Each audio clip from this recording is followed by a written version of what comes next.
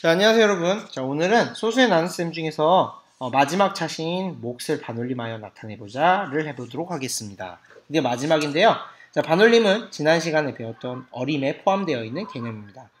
개념에 대해서는 선생님이 길게 설명하지 않도록 하겠습니다. 자, 그런데 우리가 언제 어림을 하냐? 지난 시간에 설명했던 케이스는 바로 이 두 가지였어요. 하나는 지난 시간에 설명을 했었죠. 바로 뭐냐? 자, 선생님은 아침에 집부터 학교까지 예를 들어서 32.4km 이렇게 차를 타고 출근을 해요. 자, 그런데 32.4km를 그냥 대략 반올림해서 이래저래 반올림해서 대략 30km로 어림합니다. 자, 왜냐? 선생님이 지금 얼마나 멀리 다니는 데 있어서 32.4나 30km나 뭐 의미를 전달하는 데는 무리가 없죠? 이처럼 상대량에 비해서 우리가 생각하는 이런 작은 단위들이 생각보다 의미를 전달하는데 생략해도 무리가 없을 때, 이럴 때 우리는 어림해서 값을 이야기합니다.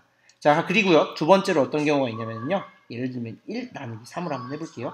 1 나누기 3을 해보면 여러분 해봐서는 알겠지만 0.3 곱하면 9, 나머지가 1이 남아요. 그래서 또 나누려고 3, 9 해보면 또 1이 남아요. 그래서 또 3 해보면 9, 또 1이 남아요. 그래서 영원히 반복되는 소수가 됩니다. 이 소수를 우리가 나중에 무한소수라고 하는데요. 이처럼 우리가 나눗셈 중에는 나누어 떨어지지 않고 계속 나눠야 되는 숫자가 있습니다. 이런 경우에 이렇게 쓰지 않고 어떻게 하냐?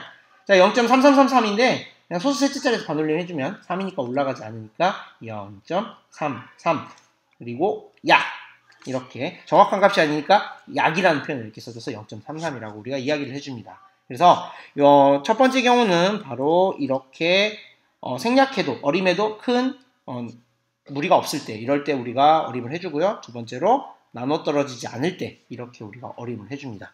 자, 그래서 교과서에는 문제를 같이 한번 해결해 보냐면요, 교과서에 어떤 문제가 나와 있냐면은 주스가 20 얼마인가요?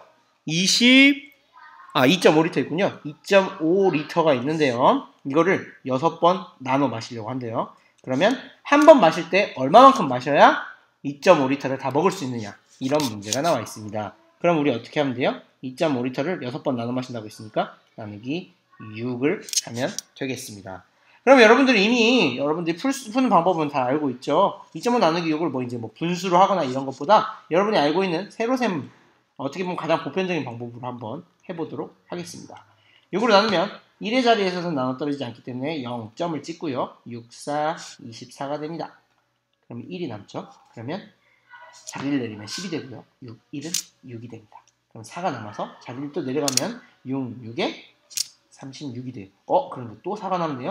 그러면 또 6 하면 36 해서 계속 반복되겠죠. 그쵸? 그래서 얘가 얼마 나오냐? 0.4166 점점점점점점 이렇게 나올 거라는 얘기예요.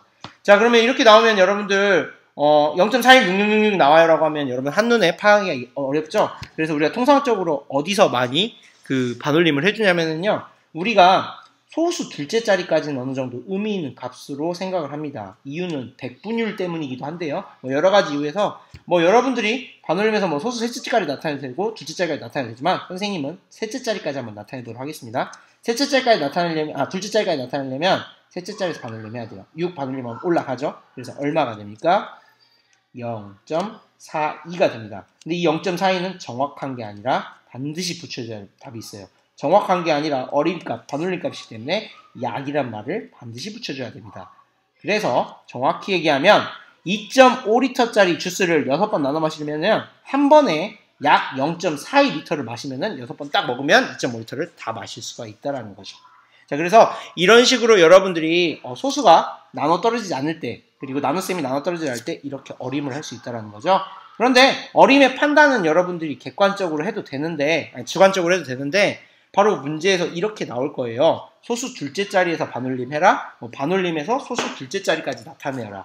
자, 방금 전에 여러분들이 구해서 했던 값이 얼마였냐면 0.4166 점점점이었습니다. 자, 그런데 문제에서 이런 식으로 대답을 할 수 있어요. 자, 소수 둘째 자리에서 반올림 하라고 했습니다. 만약에 소수 둘째 자리에서 반올림을 하라고 하면 어디서 반올림을 해야 돼요? 여기서 반올림을 해야 됩니다. 그런데 1은 여러분 알다시피 반올림을 했을 때 올라가지 않아요. 버림이죠. 그래서 얼마가 됩니까? 바로 0.4가 되는 거죠.